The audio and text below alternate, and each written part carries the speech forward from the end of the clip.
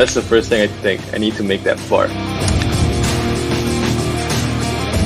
Okay lang pong magpahinga, okay lang pong ramdamin yung sakit, pero wag niyong bibitawan yung pangarap niyo.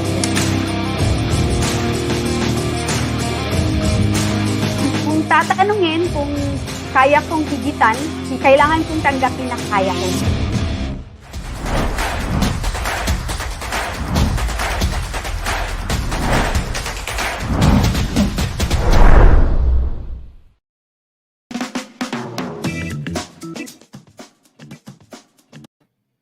And hello, sports fans! This is Quinito Henson.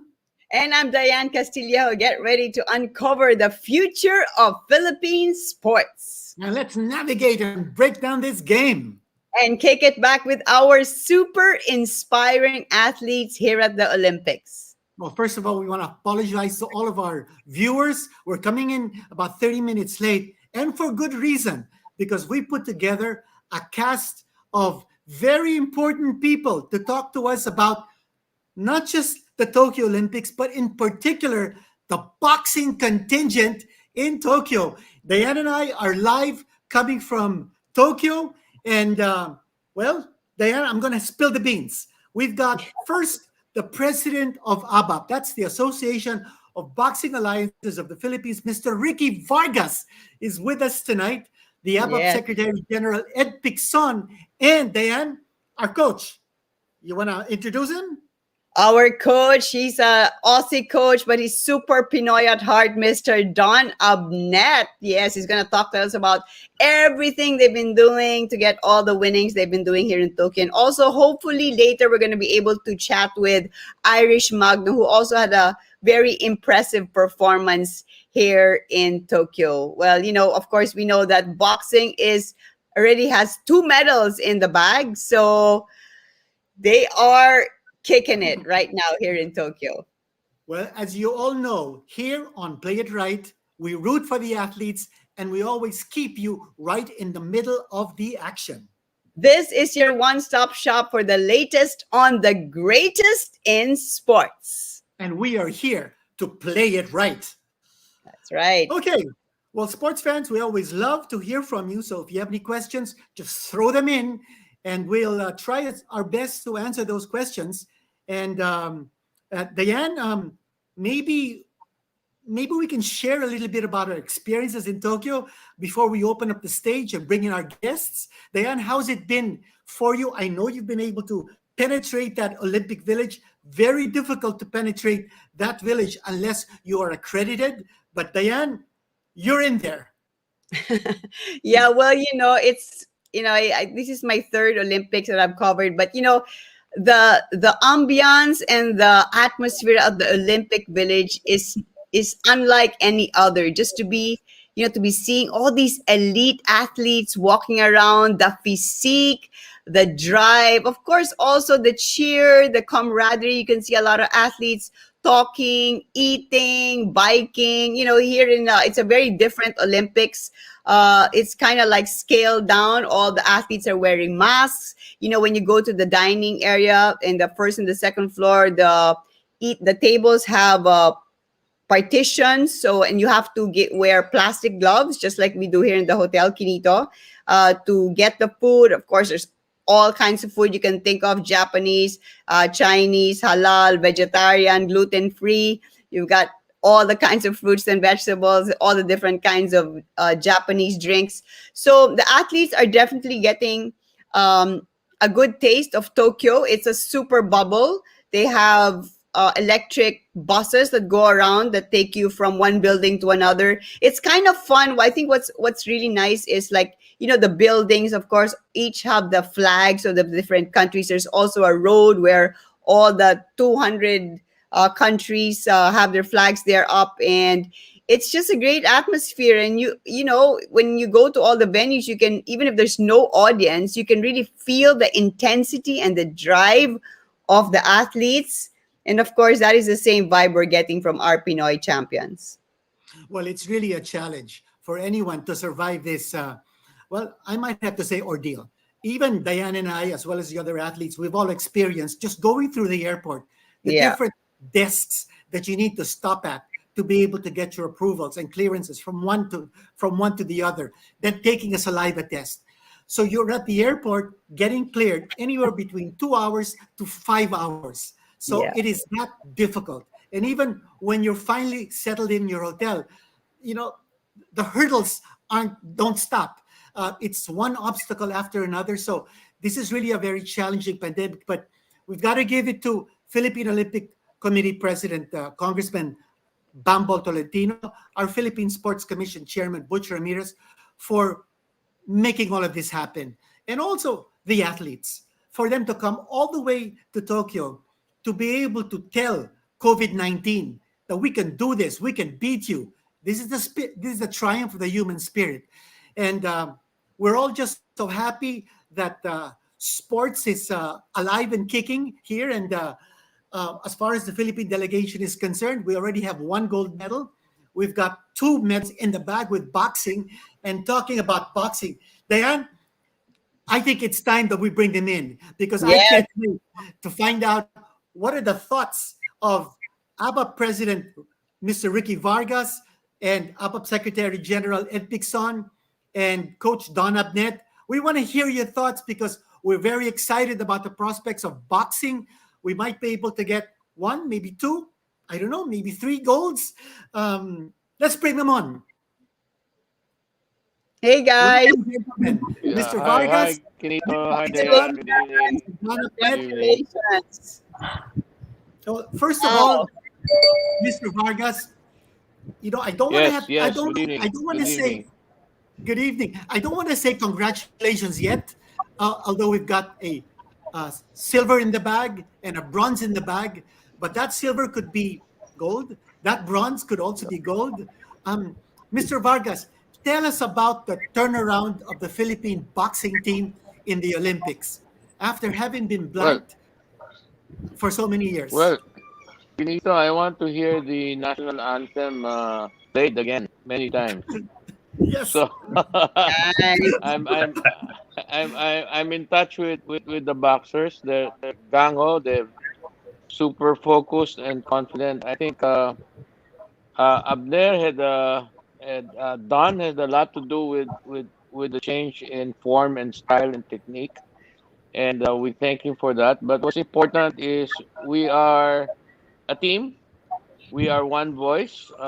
We are one. We have one. We share one purpose, and that purpose is just to do our best all the time, every time we get into the ring, and let it fall where it falls. And I guess no, that the other major change in this Olympics was a superb supervision of judging by the IOC. So I think that has helped a lot, and I think if this for IBA to learn from this, so that we all have a better governed boxing. If only we had this before Quinito and Dyan, we probably have had the national anthem played earlier. That's true. Yes. Well, you know, I mean, talking to our athletes and some of the other boxers, all of them, I haven't heard one except maybe today that complained about the officiating. Everybody seems to be very pleased with all the decisions. And I just really wanted to commend our boxers, even at this point. I know you're not satisfied until you hear the national anthem being played. But, you know, Ed and Don and Vicky, they seem to really have been so thankful that they had that training camp in Thailand, because it said it really, really helped them, because they really were forced to focus. They would just run in the morning, workout, and do nothing else except prepare themselves for the Olympics. And I think that you are all reaping the rewards of that training camp. And of course, you were trained in the United States. So you can really see how determined they are. And sana, sabi nga nila, sana lahat ng competition, they would be sent away in a training camp. So Ed, I know that you had a lot to do with that, with organizing the camp. In Thailand? Can you tell us how that came about? Well, Mr. Vargas and I are very good friends with the officials of the Thailand Boxing Association, and we've been constantly communicating even up to now. And they're even kidding that how did this happen? You came to us for the training, and you already have two medals. We have none. I said, well, I can send you some miraculous medal. I, let me add to that. And sorry, forgive me. I'm just super excited. Remember, we said we wanted to take them out of Thailand and bring them to Colorado in the United States for them to train. Our Mhm. boxer said this was Nesty. Nesty requested that we're better off here. We'd like to train in Thailand and instead fly to Tokyo from Thailand. And Coach Don agreed with this, and they were getting the best training they thought they were having in Thailand. So we moved it back. We said, okay, we listen to you, we hear you. You stay in Thailand. yeah, Don, you so want to go ahead? Don actually also, as Mr. Vargas said, Don was in complete agreement with Nestle and the rest of the boxers. Actually, they all wanted to stay in Thailand because they felt they were getting the best kind of training and the environment that they have there. It's in a place called Muak Lek, which is about 2 hours drive from Bangkok. It's very secluded, very isolated, but it's not a 5-star accommodations, as Don will probably tell you. Tell us about that camp, Don. Yeah, it was, it was like you say, the environment, the partners was a big thing. With Nesty had the number 5 in the world in her own weight division, and the girl that's over here is a number 5 in the world in the 60 kilos. So she's still in the competition. I think she boxes for a medal on the third. So, and Carlo also had the boy that beat the current world champion and the Olympic gold medalist uh, from Rio. He'll box that boy actually on the third as well. So they had very good sparring partners over here as well as the training. So, and it was all uninterrupted. So we didn't have, except for the first 2 weeks before we went to Koh Samui, we had 2 weeks in quarantine. We did online training there. All the camp in Thailand was uninterrupted. Don, in Thailand, you guys were there for over 3 months. And Yeah. speaking with Mr. Pixon, Ed mentioned that you guys brought in 7 spar mates and 5 Yes. coaches, and that would be including you. And the focus was on our 3 Olympians who were in that camp. I mean, Yes. imagine the environment. 7 spar mates, 5 coaches, all focused on developing and improving and getting those 3 qualified athletes to the Olympics ready. Yeah. I think that kind of an environment really produces the best out of you. Was that the situation? Is Yes, that the of reason course. why we're having so much success? Yeah, and I've got to really take my hat off to especially the captain of the male team, Rajan Ladun. He really stepped up to the plate, and it was a really good. He mentored. He talked to the males and the females about his experiences when he went to Rio Olympic Games, and he also sometimes sparred twice a day with the men and the women, and the other athletes as well, the males and females. But the driving force behind all the athletes was Rogan. Yeah. Don, I was talking to some of the coaches and they were talking about Nesty and Irish, and they said especially Nesty did actually a lot of sparring with male boxers. Is that true? That's right. Yeah, that's right. We broke it up when we thought that they weren't getting the right partners or the right sparring. We trained with our. We had a week of about halfway through the camp. We had a week of active passive recovery when we finished a 10-week block. We thought we better back the training off, let the body and the mind have a bit of a recovery, and then get into the next block. But the first week of that training, we trained with the boys. So the boys and the girls trained together, and the girls sparred with the boys. And like the girls often don't push Nesty hard enough. So we have to we have to wind the training up a little bit for Nesty to make it a little bit more difficult for her. I want to throw this question to Mr. Vargas. Mr. Vargas, you had 3 qualified Olympians in Thailand, but there was one guy who was missing. Someone whom you reached out to, someone whom you continuously talked to, and the idea of bringing him over to Colorado Springs with 2 coaches, not one, but with Henson and Ronald Chavez. How did that come about? And were you happy with the way things turned out in the end? Because he did turn pro. He was with Freddie Roach, came back here for about 3 weeks in Zamboanga, not really doing too much training. And then you brought him to Colorado Springs. How did that evolve? And again, my question, were you happy with the way it ended?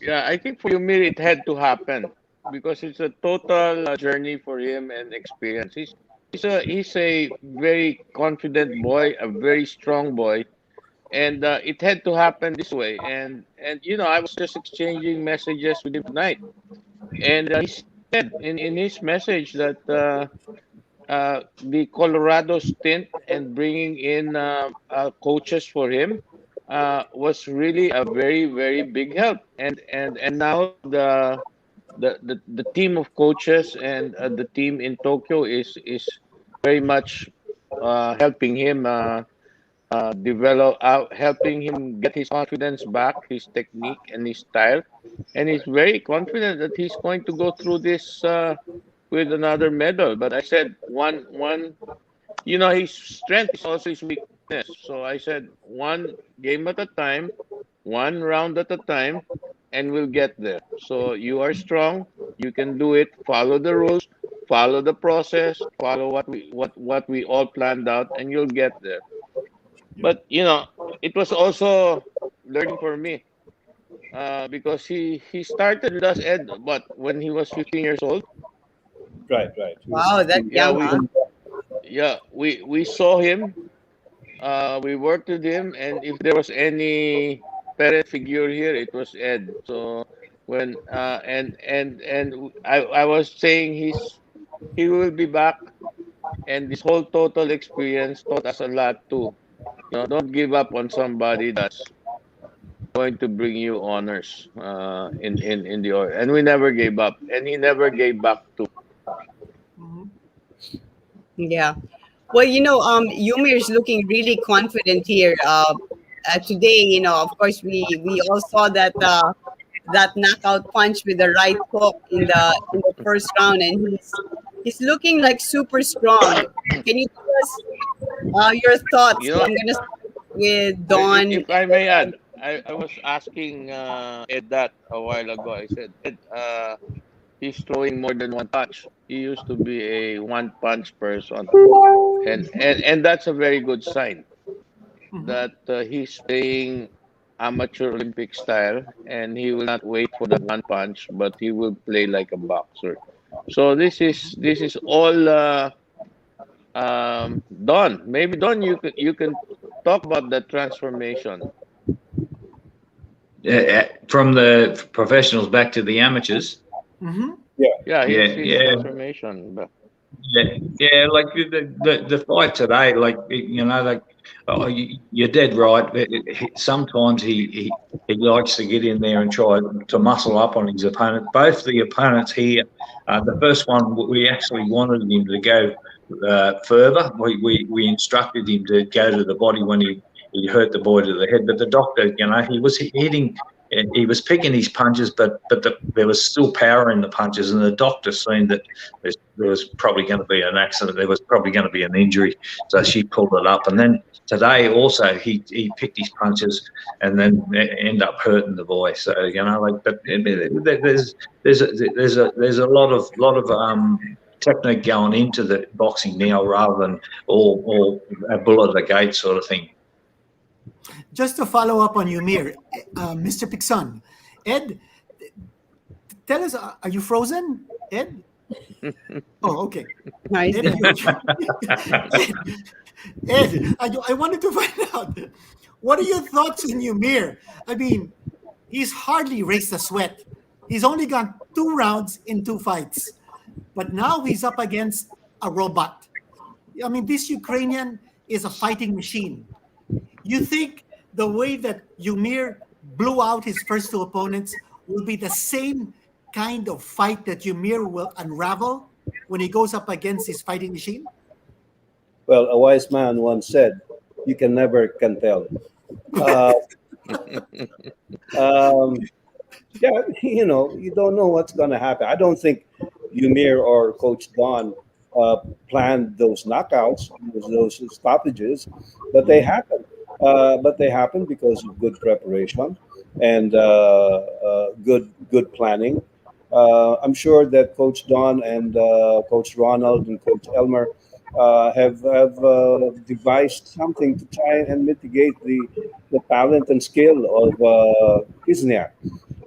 With that said, it's going to be a tough fight, as Don keeps reminding me, and we expect that it will be a good fight. But if the Ukrainian runs into one of those lethal lefts or rights of Eumir, then I guess the judges will again be useless. Ed, we notice the mental frame of mind of our boxers at a very high level, and Super high. yeah, with your leadership, Mr. Vargas, right there behind everything, and then your idea of bringing in Brad Pitt before the Olympics started. Tell us how Brad Pitt got into the picture, and what did he symbolize in trying to get these boxers going before the Olympics started? Can you imagine Don Abnet laughing about Brad Pitt? He was speaking in Tagalog. He had his ukulele with him. He was singing, and he was talking about legacy and building greatness. So, in a funny way, And I thought that was a great idea, Ed, and it worked. So that was where we were. So. I actually consulted first with both Mr. Vargas and Coach Don. I said, it's a crazy idea, but the stress might get to our boxers. Because we don't, first we organized a mass, and it was nice because the priest that we got was actually in Japan, but in Sapporo, and the team was still in Thailand. But I thought, getting a priest who was in Japan might have some effect. And although he's Filipino, he's long. And then I said, well, that was the serious part, bringing divine intervention into the team. And then I said, maybe it's about time we let their hair hang down, be so serious about the training and everything. And yeah, they enjoyed it. So, they're still laughing 2 days later. We're still talking about it, huh? Well, speaking about the camaraderie and the morale of the team, I mean, you can really see it. I really want to commend all of you gentlemen. The bond between them, the support they have for each other. I mean, Carlo Paalam, right after he won his fight, went up to the second floor and was screaming his lungs out when Nesty was fighting nonstop. And you can just see the joy and the jubilation in all of them when they win. So you can really see that they're all there pulling for each other. And I think this is the result of of your training camp in Thailand and all your prayers, and of course all the pep talk that you give them. But let's go back to Eumir Marcial fighting this monster, I call him, because if I'm sure you all watched the fight today. He was non-stop, relentless, continuous punching for 9 minutes. But Don, you seem to have figured him out. Tell us about it. Like you say, he's relentless, and he's got one gear, and it's straightforward. And a person like that, like he likes to punch short, and he likes for you to open the space up so he can punch harder. So his pathway, you need to limit your time in his pathway. So you hit and move to the side, hit and move to the side. So he's the one readjusting, not you. He's the one that's got to readjust himself. So we're going to ask Marcial to hit him in front of him, and then move to the side and keep moving to the side and hitting. So he has to readjust himself. So and also not power up on his punches. He needs to be looking at it like he needs to be picking up points all the time. If he does that for 2 rounds, then he can relax a little bit and then maybe box on the back foot, or maybe move around a little bit. So that he needs to get a good head start on him. And that's going to be a tough day at the office. Well, Don, I hope they're not listening, huh? Well, we've been talking about Eumir Marcial. Let's transition to Nesty Petecio. She's fighting for the gold. Yes. She's fought this Japanese girl 3 times. Yeah. She's lost twice. All the decisions have been split. Yeah. So the first time that they met, I want to check my notes here just to make sure that I'm correct. The Japanese won 3-2. The next time they met in the World Championships of 2019, Nesty won 4-1. And then 2020, last year, in the Asia Oceania Olympic qualifiers, Japanese girl won again, 4-1. She's very young, 20 years old. Nesty's 29 years old. Nesty's super aggressive, a pressure fighter. This girl, however, has range. She has height, and she likes to throw that jab. You think this is going to be a big challenge for Nesty, or is it going to be a walk in the park? What do you think, Don? It'll be tough. She'll step up, like all our athletes stepped up at the SEA Games in 2019. She'll step up because that's her hometown. But there was one thing that I seen in her bout tonight with against the UK girl was that it was a sneaky little counterpunch, and we're going to probably better not to tell our tactics, show a hand with that one, but there's a different tactic we're going to use. I've had a little bit of help from another coach that's had a bit of an insight on it as well. Ed, what do you think? I think you're a spy.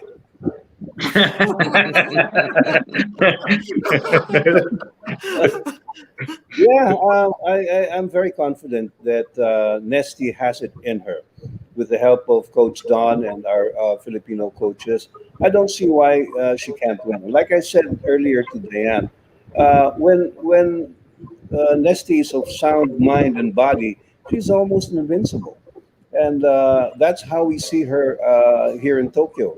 She's very focused, but she's also very loose. Some of the media were telling me, why do you allow Nesty to go around the village taking photos?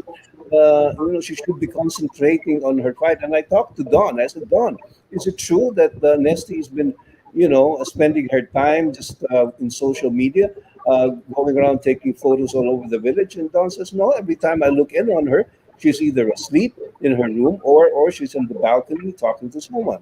I told the media, sometimes you go out for 2-3 minutes, you take a snapshot, you post it on social media, and people think, oh, she was out there the whole day. Oh, I mean, you can't expect our athletes to be thinking of the fight 24/7. That's why we brought in Brad Pitt in the first place, because we wanted to give them, some breathing room and a breathing spell and time to let your hair hang down. So, and Nesty's all that. She knows what to do, Quinito, and she's doing it very well. Mr. Well, Vargas, I wanted to say, go ahead, Quinito. Okay, No, I wanted to say that Yeah, go ahead, Mr. Vargas. No, talk at the same goal time. is- It's okay. the goal is within reach, Mr. Vargas. The goal is within reach for Nessie.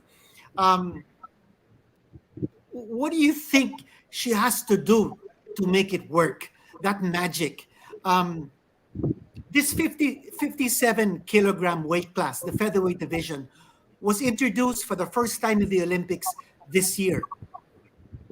When women's boxing was made its debut in the Olympics in 2012, there were only 3 divisions: flyweight, lightweight, and Middleweight. middleweight. Middleweight. The same 3 divisions in Rio. But here, they introduced the featherweight division, which is perfect for Nesty. Do you think this is something providential? Well, I'm in touch with the other part of Nesty, not the technical part. With our sports psychologist, and I think with her frame of mind, her motivation, her purpose, and reason for going through this Olympics, it's right there, Quinito. She has the heart to fulfill her dreams. Actually, I was exchanging messages with her. I said, Nesty, whatever happens now, we are happy and we are proud of you. And she said, no, I'm ready to go. I'm going to go for it. And not only will she go for it, I told her she's going to create her own greatness and her own legacy.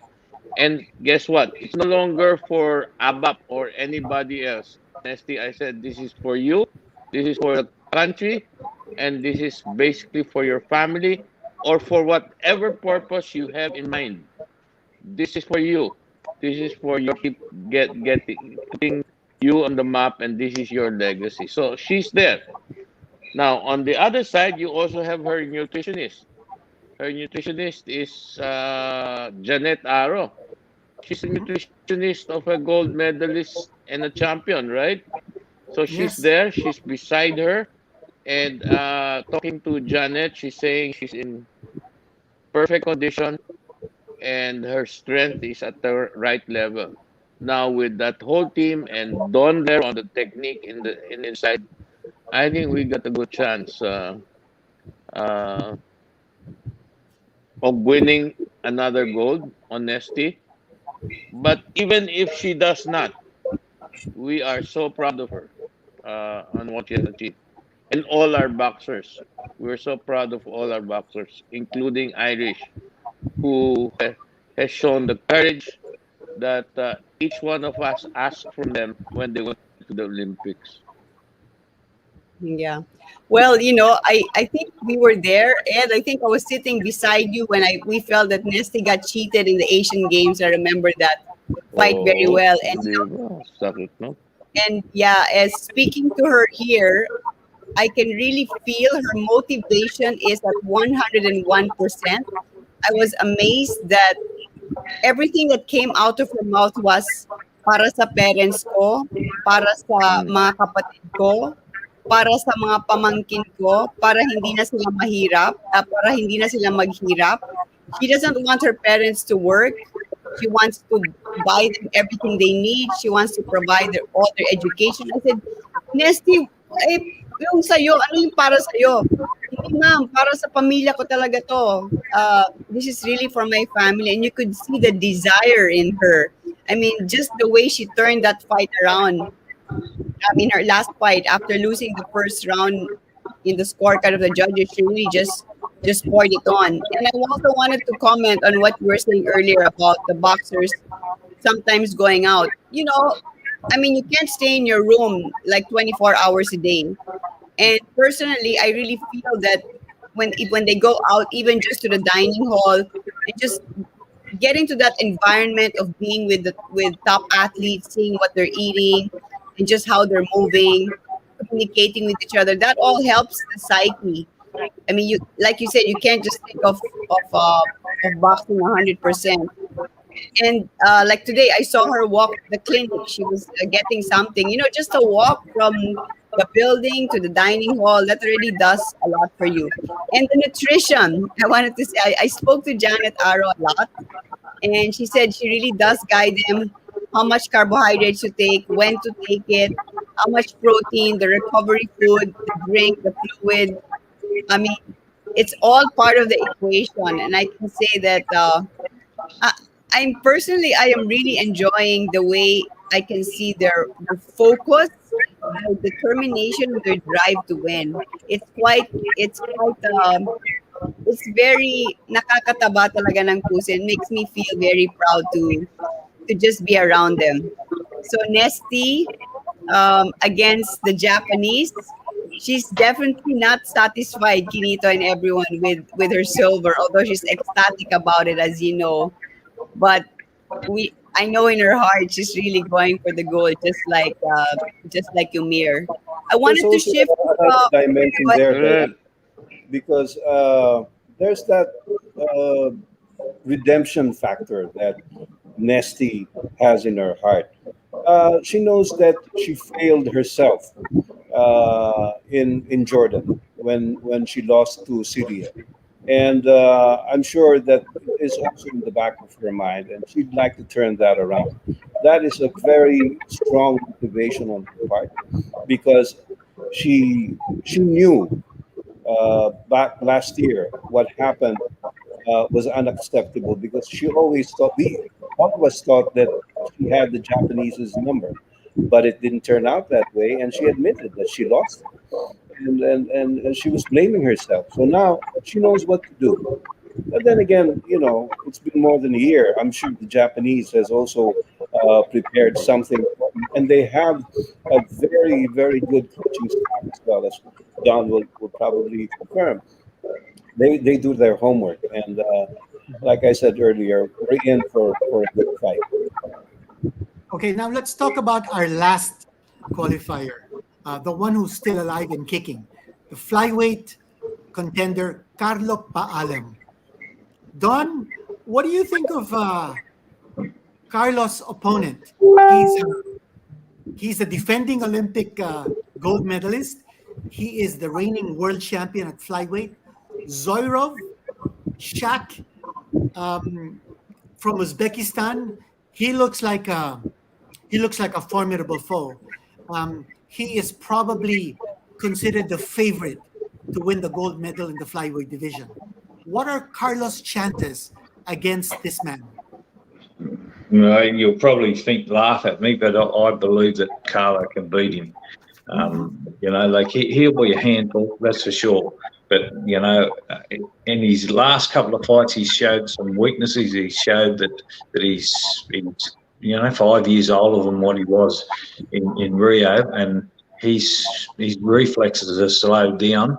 The boy that boxed him just in his last fight showed some real flaws in his style. So Carlo's going to capitalise on them. And also we watched the Thai boy that Carlo did some sparring with that beat that Ubek. And we watched the kit of punches that he used to score points with, and he's still got that style where Carlo will be able to hit him with them punches. So I believe that I wouldn't be surprised if Carlo causes an upset on the third. Okay. I was speaking to the coach of Carlo, Bosbach, Elmer Pamisa, and he seems to feel that Carlo is a really good draw, and if he can just get past the Uzbek fighter, that he has a really good shot at winning the division. Do you gentlemen also feel the same way? Let's start with you, Ricky. Carlo is the biggest surprise in this three contingent, the four contingent or the three remaining. To me, when you see him on the ring, wow, he's super focused. I don't look too much on his technique or his form, but I look at his face. He's super focused. I talked to his sports psychologist. He has the right mind frame, and he seems to be listening intently during the breaks in round, if not mistaken, and he adjusts. I see him adjusting in that process. So Carlo gets over this. He's what? What do we call him, Ed? He's I'm sorry. he's the youngest in the group, and he's our favorite, right? Yeah, yeah, And yeah. He's such a He's sweet. good. yes, he has one more Olympics. He has two more Olympics after this. Okay. That's true. He's Yeah. only 23 years old. Yeah. Yeah, No, well, no. I saw him when he was 10 or 11 years old, when Mayor Oca Moreno, uh, when he was still governor, actually. And Mayor Moreno was always very proud of this boy. Every time I'd go to Cagayan de Oro, he would summon him, and he'd wind him up, parang sinususiyan niya, Oh, Carlo, do shadow boxing. Oh, show Mr. Pixon your jab straight, or your right hook, and he put on a show, and he was always, he moved very well, and up to now, and because he's like Don, he's a boxing geek. you know, uh, he can talk like Don can talk boxing the whole day and the following day as well. Uh, Carlo likes to listen about boxing. He likes to learn. That's why, and he soaks it up. Um, he has really progressed from that toy boy that we had, during boxing competitions. Well, he'd show his stuff, as a cute little boy. Now he's a cute little man, but he can be very, very deadly inside the ring.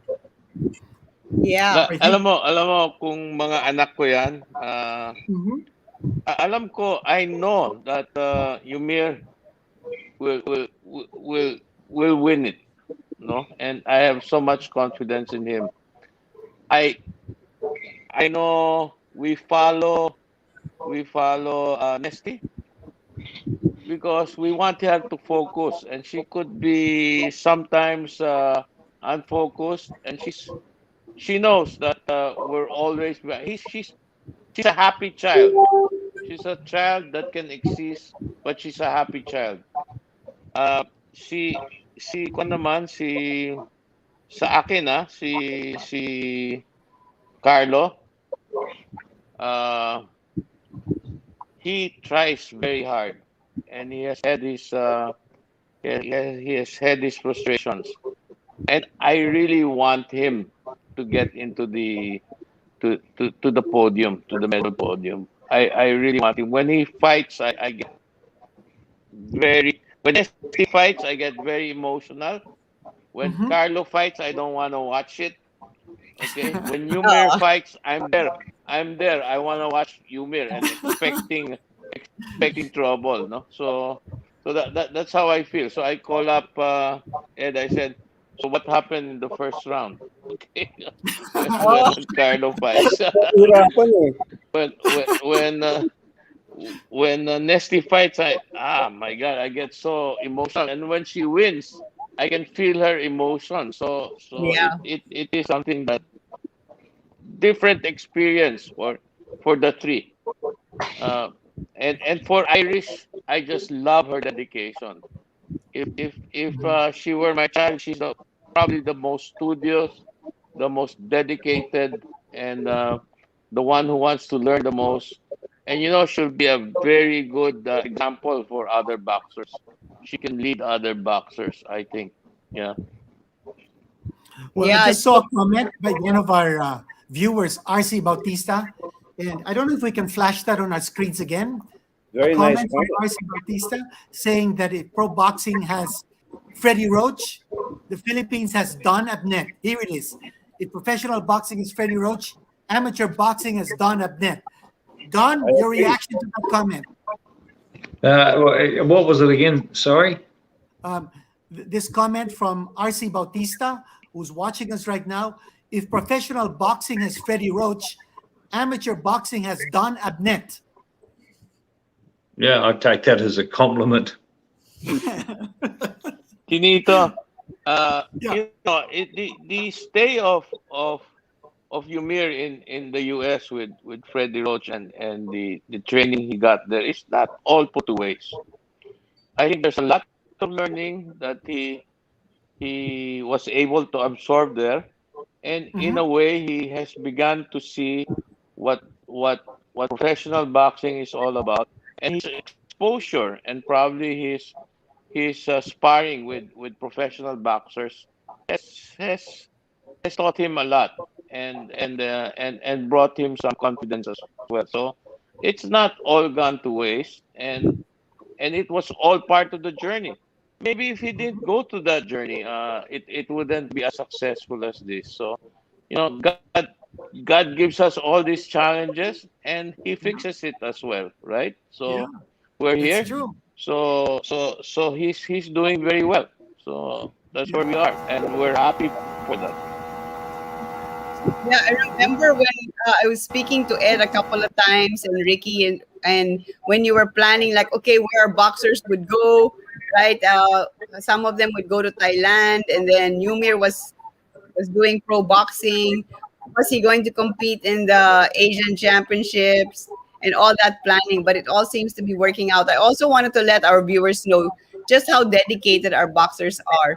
Like kanina, Eumir, after his fight, because he hardly, I guess he nabitin siya. He still went 4 round shadow boxing, I think, right? After just to get his sweat going. And the other boxers who are not competing on that day because the fights are like every other day or every third day is they train with Coach Don and the other Filipino coaches in the basement of the Philippine building, a super hot sauna like basement. I mean, the weather here in Tokyo is super hot, but down there it's oven hot. But Don, it seems to be working. Yeah. And then like that was actually at the athletes' um, preference. That was their preference because the training venue from here is 40-minute drive. So 40-minute drive there, an hour training, then 40-minute drive back. It sort of cuts into their recovery time. Yeah, I actually saw Carlo was shadow sparring with Nesty before the day before Oh, they were shadow sparring with each other. It was really good. So Yeah. we have a you know, big we, day. we Go ahead. we also had very tense moments, huh? Where we were meeting on Zoom, just talking about how we can get better as a team. Mhm. Well, Diane, we've gone over the And 45-minute mark. it's all part of that experience. So I think now we're doing much better. Yeah. Much better. I mean, I Um, really wanted to congratulate you all because you Thank can you, feel the thank you. team spirit, the support for each other, from the boxers to the coaches to the nutritionists to the psychologists.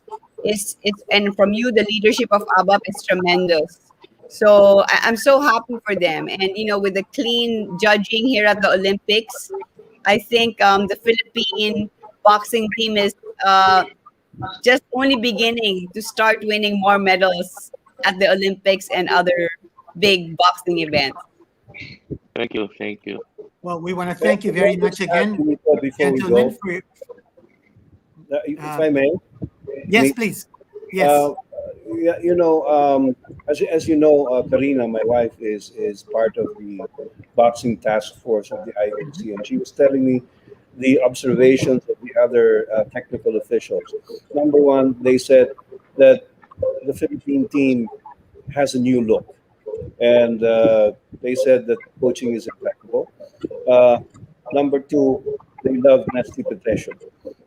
Just like Mr. Vargas said, her emotions are able to convey themselves to everyone. When she won that fight against the Italian against Testa, you could see on social media everybody was saying they were bawling and they were crying their hearts out in in joy at what happened as a result of the fight. We uh, my foreign counter our foreign counterparts have been sending us messages, calling us up, and also celebrating with us because they said it's about time that the Philippines come out of its shell, and Yes. they're happy that things are coming together for us. And like I said, it's been a quite a learning curve.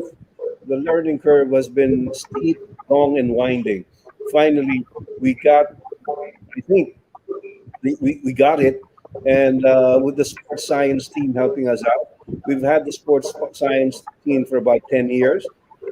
Most of the psychologists, the nutritionist, and the strength and conditioning coach, they work well with the coaching staff. All of these things have come together. And of course, the support from the Philippine Sports Commission, the Philippine Olympic Committee, and our private benefactor, MVPSF. Like we always say, there has to be that synergy for Philippine sports to be able to move forward. If we only have one of those three, uh, I don't think we get anywhere. Plus, of course, support of the media and the public. Uh, that's what will spell success, not just for boxing, but the entire Philippine sports scene. Well, thanks very much, gentlemen, for spending time with us. We've gone over 45 minutes, which was our time limit. We're now up to 51 minutes. Thank you so much. Yeah, you spoke for 45 minutes and we spoke for 6. Thanks for gracing the show, Mr. Vargas, Mr. Pixon, Mr. Abnet. We can't hear Dyan you. and I would like to thank you so much for giving so much pride and honor to our country, so much happiness to our countrymen. And, that, as Dyan said, this is just the beginning. Right. This is certainly not the end. Whatever happens from now until the end of the Olympics, we will always remember this. Sorry, as I a can't hear you. breakthrough. Sorry. Oh, I was just going to say, Mr. Vargas, that we will always remember this Olympics as the year when we broke through. Yes. And I think this is a testament to the hard work, the perseverance, and the dedication of our management team and all the sponsors who've made this happen. Thank you again for your time. Sure. Thank you so And, much. MVP Sports have done so much in funding everything, the PSC. Thank you again. Buhay ang Thank you very Philippine much again. boxing. There. And Thank finally, you. we have a comment. Congratulations, everyone. What great training, coaching, and support that all of you have provided our boxers. This is the major difference and game changer in this Tokyo Olympics. And I totally agree with that, Quinito. I mean, even like what Ed was saying, it requires so many things now to excel in sports. Just the nutritionist being there, guiding them what to eat, the mental coach for the right mindset, the right training program, the right coaching. Of course, you need a dedicated athlete. That's a given, right? And it's just, so many ingredients. And I mean, just like you, I know you're overjoyed that our boxers are doing so well, but we're not stopping here. We are going for gold. Nesty Petecio and Carlo Paalam and Eumir Marcial. Imagine, Quinito, if we would get a couple more golds. Wow, this would be like mega celebration. What a big upliftment for our countrymen, especially in the Philippines now, going through this tough time. And it's great what they've done so far. I think they've already lifted everybody's spirits, and I just love them. I love their desire, and I love their passion and their fire to win. I think they've sacrificed a lot for our country, staying away from their families and being totally focused in Thailand for their training camp. Eumir doing what he did, training in Los Angeles, coming back home, and then going over to Colorado Springs. That whole experience toughened our fighters for this grind. And now that the boxing event is close to ending, the finals for flyweight and middleweight will be on the 7th of August, and Nesty's final match in the featherweight division will be on the 3rd. So let's look at the schedule right now. On Tuesday, it'll be Carlo Paalam versus Zoirov. That'll be a shot in the semifinals. So the winner of that fight will have a sure bronze. Nesty Petecio goes up against the Japanese girl Ire in the featherweight final. That will also be on Tuesday. So Nesty is going for gold. And Dyan, we also have other schedules here that we want to share with our viewers. Yes, tomorrow is that's still on August 3rd that EJ Obiena competing in the pole vault finals at 6:20 p.m. at the main stadium. And then actually tomorrow, this is an error in our graphics, but actually tomorrow, there you go, on August 2nd, Monday morning, Christina Knott is going to represent the Philippines and run in the 200-meter heats. And then in the evening, let's all pray for our wonder boy in gymnastics, Carlo Yulo. He is in the vault finals. He's number 6, but he's really hoping to podium. And I watched Kaloy practice yesterday. His mind is there. He's determined, and he's more relaxed now. The pressure's off, but he really, really wants to win for the country. You know, I mean, he's been training in Japan for 5 years. Let's pray that he can bring home a medal. Well, Quinito, also in the show today, we wanted to let our viewers have a feel of what it's like inside the Athletes Village. One of the places that's often visited is the Asics Support House, where each athlete, imagine that, gets a free pair of Asics shoes. There's always a long line. They get their foot scanned. They get to pick the size, and they come out very happy with their Asics bag. Have a look at this. Okay, so here, this is the Asics support store. And here the athletes can do what? Get free sandals. Sandals. Wow. So where do they pick it up? So here's the Asics store here in the village. And every athlete gets a free shoe. What is this one? The repair service. Oh, repair. What kind of shoes is this? Just for walking? Just for recovery sandals. Yeah, nice. Foot scan is for size? Yeah. Okay. Lots of freebies for the athletes here. Well, they can't really go out of the village, it's just village venues, so then they put it in a nice bag.